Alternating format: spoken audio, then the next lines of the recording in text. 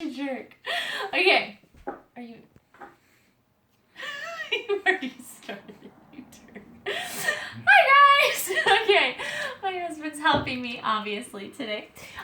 Okay, so we're gonna start by talking about something back at part the first, okay? So, the first thing I wanted to talk about is a lot of you guys are getting confused because the worksheet that you're given has a stanza that's pulled out of the whole part, right?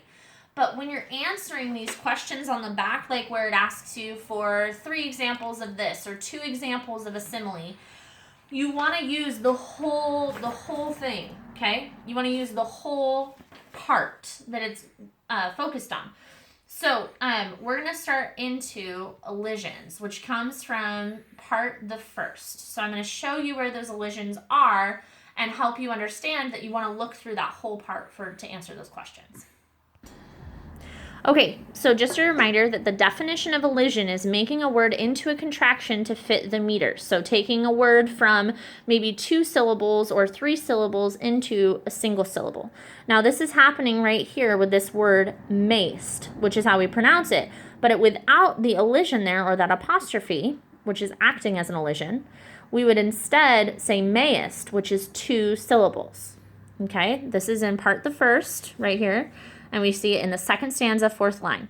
Now we're going to skip over here. And we see this again right here where it says or taking, right? It's overtaking, but that's 3 syllables. And they needed it to be 2 syllables, so they used an elision. And that's why we want to make sure we're looking at the entire part instead of just a piece of it.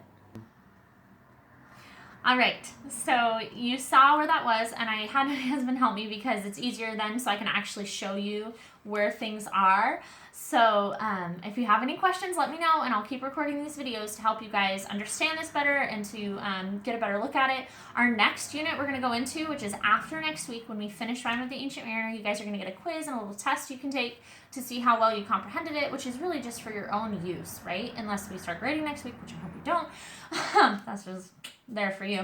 But after this, we're going to do Romeo and Juliet, and I hope that will be a lot of fun for you guys. We're going to try doing some Zoom meetings and reading out loud and things like that, but just be sure to keep watching and asking your questions. Okay? Miss you guys. Bye. And may the odds be forever in your favor.